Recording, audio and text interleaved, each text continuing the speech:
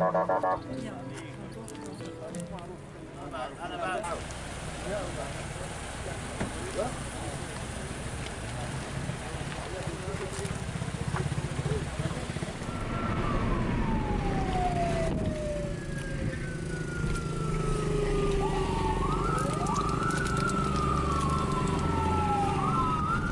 approchons actuellement de Saadad et nous nous dirigeons vers la ville de Palmyre qui a été récemment libérée le jour de Pâques, le 26 mars 2016.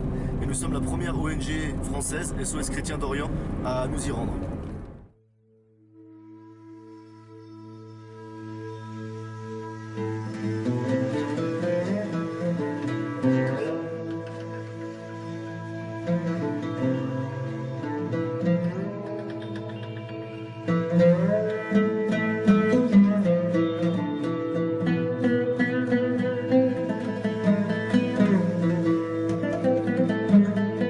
Palmyre avait été prise par l'État islamique le 20 mai 2015 après 6 jours de combat. Depuis des siècles, cette ville est un carrefour routier au cœur de la Syrie. Antique puissance commerciale au Levant, Palmyre servait de centre caravanier et représente ainsi pour cette organisation terroriste l'époque de la Djaliya, l'ignorance, qui doit être, selon eux, à tout prix effacée de l'histoire. La prise de cette ville représente aussi un atout pour les membres de cette organisation terroriste, car ils ont acquis 2 champs gaziers et l'arsenal militaire présent dans la cité.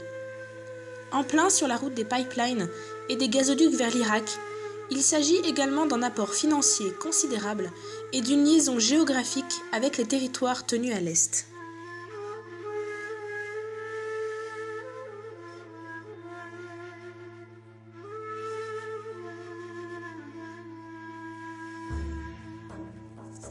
La prise de Palmyre, qui ne compte plus que 15 000 habitants sur les 70 000 à l'origine, nécessitera 3 semaines de combat.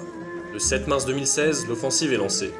L'armée syrienne, des milices chiites d'Irak, du Liban, d'Afghanistan et d'Iran monte à l'assaut du site, appuyée par l'aviation et les forces spéciales russes. Le 11, le camp loyaliste est à 7 km de la ville. Les alentours seront pris progressivement mais lentement dû à la défense mise en place par les djihadistes ainsi qu'à un grand nombre de mines, industrielles ou artisanales, présentes sur le terrain. Le 21, malgré la résistance des rebelles, l'avant-garde est à 2 km du sud de Palmyre. Finalement, le 26 au matin, la moitié de la ville est sous contrôle, et la nuit suivante, les chefs de l'État islamique donnent l'ordre à leurs troupes de quitter enfin la ville.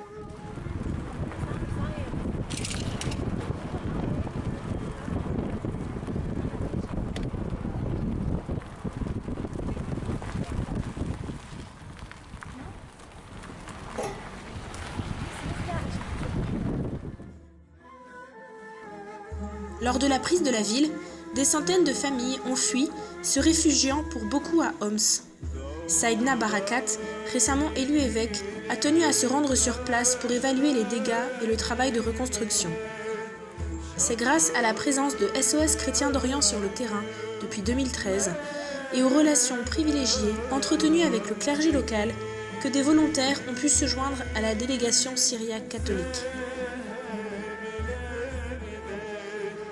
L'église de la ville réunissait une petite communauté chrétienne d'environ 30 familles. Présente pour le travail, celle-ci exerçait des emplois de mécaniciens et d'ouvriers. Ce sont des jésuites français qui, au début du XXe siècle, ont permis la construction de cette église dédiée à Sainte Thérèse de l'Enfant Jésus.